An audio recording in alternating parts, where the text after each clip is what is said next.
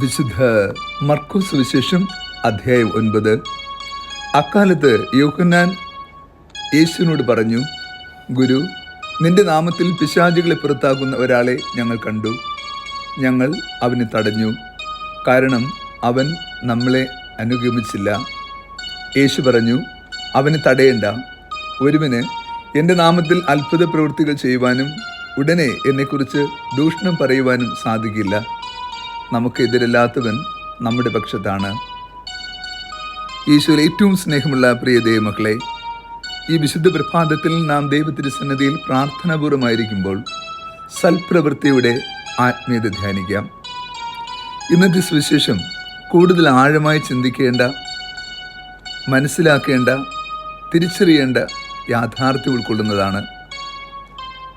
സൽപ്രവൃത്തികൾ ചെയ്യുന്ന ആരെയും തടയേണ്ട എന്ന് ക്രിസ്തു പഠിപ്പിക്കുമ്പോൾ സൽപ്രവൃത്തികൾക്ക് പിന്നിലുള്ള ഉദ്ദേശം വിശുദ്ധമെങ്കിൽ അത് ആര് ചെയ്താലും ദൈവത്തിരുമുമ്പിൽ അത് വിലമതിക്കപ്പെടുകയും അവിടുന്ന് പ്രതിഫലം നൽകുകയും ചെയ്യും. മറ്റുള്ളവർ നന്മ ചെയ്യുമ്പോൾ അവർ നമ്മുടെ കൂട്ടത്തിൽ പെടാത്തവരായതുകൊണ്ട്, നമ്മുടെ വിശ്വാസത്തിൽ ജീവിക്കാത്തവരായതുകൊണ്ട് അവരെ നിഷേധിക്കുവാനോ തടയുവാനോ നമുക്ക് അനുവാദമില്ല. ഭൂമിയിൽ ദൈവം ഓരോ മനുഷ്യരെയും ഏൽപ്പിക്കപ്പെട്ടിരിക്കുന്ന ദൗത്യം വ്യത്യസ്തമാണ്. ഓരോരോ വഴികളിലൂടെ നിത്യതയുടെ പൂർണ്ണത സ്വന്തമാക്കുവാൻ ദൈവം കൃപയുടെ കവാടം തുറന്ന് കാത്തിരിക്കുന്നു. നമ്മുടെ ഓരോരുത്തരുടെയും വീണ്ടെടുപ്പ്, രക്ഷയുടെ ബലം നാം സ്വീകരിച്ച വിശ്വാസത്തിൽ നിന്ന് ആ വിശ്വാസത്തിൻ്റെ പൂർണ്ണതയിൽ സൽപ്രവൃത്തികൾ ചെയ്യുമ്പോഴാണ്.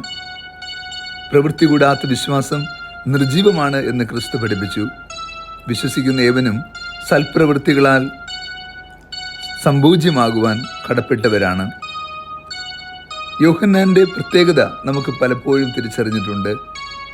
കഠിന ഹൃദയനായ ഒരു മനുഷ്യനായിട്ട് പലപ്പോഴും സുവിശേഷത്തിൽ അദ്ദേഹത്തെ കാണുകയും ചെയ്യുന്നു.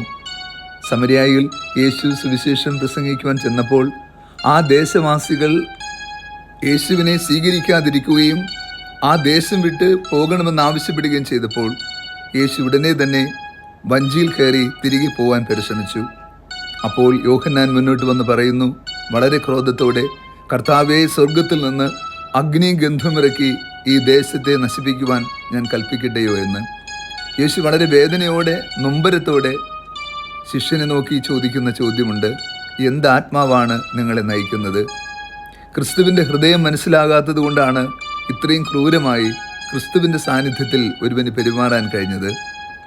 നമുക്കറിയാം, ക്രിസ്തുവിൻ്റെ ഹൃദയവും ആ ഹൃദയത്തിൻ്റെ ആഴവും തിരിച്ചറിയുമ്പോൾ മാത്രമാണ് നമ്മൾ യഥാർത്ഥത്തിൽ ക്രിസ്തു ശിഷ്യരായി തീരുക. ക്രിസ്തുവിൻ്റെ മനസ്സ് നാം തിരിച്ചറിയുമ്പോൾ നമ്മൾ കൂടുതൽ മനുഷ്യസ്നേഹമുള്ളവരായും നന്മ നിറഞ്ഞവരായും മാറും. കാരണം ക്രിസ്തു ഏറ്റവും കൂടുതൽ പ്രാധാന്യം നൽകിയത് മനുഷ്യ വ്യക്തികൾക്കായിരുന്നു.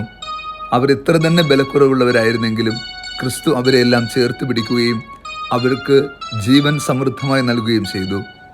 ജാതിയോ മതമോ വർഗമോ നിറമോ വർണ്ണമോ ആ വ്യക്തിയുടെ സാഹചര്യങ്ങളോ കുറവുകളോ രോഗാവസ്ഥയോ ക്രിസ്തു പരിഗണിച്ചിട്ടില്ല. ക്രിസ്തു അവരിലെല്ലാവരിലും കണ്ടത് പിതാവിൻ്റെ സ്നേഹത്തിൻ്റെ കൃപാവരം മാത്രമായിരുന്നു. നമ്മെയും ക്രിസ്തു പഠിപ്പിക്കുന്ന പാഠവും അതുതന്നെയാണ്. ഏത് ജാതി മതസ്ഥർ ഭൂമിയിൽ നന്മ ചെയ്താലും അവരിലെ ദൈവിക നന്മയെ കാണാൻ, ദൈവത്തിൻ്റെ ഇടപെടൽ കാണാൻ നമുക്ക് സാധ്യമായാൽ നമ്മൾ ആരെയും കുറ്റപ്പെടുത്താതെ, ആരെയും തിരസ്കരിക്കാതെ എല്ലാവരെയും ഉൾക്കൊള്ളുന്ന നന്മ നിറഞ്ഞ മനുഷ്യരായി രൂപാന്തരപ്പെടും. നമുക്കും ക്രിസ്തുവിൻ്റെ സ്നേഹത്താൽ പൂരിതരായി കൂടുതൽ സൽക്കർമ്മങ്ങൾ അനുഷ്ഠിച്ച് ജീവിതയാത്ര തുടരാൻ കൃപാവരം പ്രാർത്ഥിക്കാം. കർത്താവ് നിങ്ങളോട് കൂടെ. സർവശക്തനായ ദൈവം, പിതാവും പുത്രനും പരിശുദ്ധാത്മാവും നമ്മെ സമൃദ്ധമായി അനുഗ്രഹിച്ച് ആശീർവദിക്കുമാറാകട്ടെ. ആമേൻ.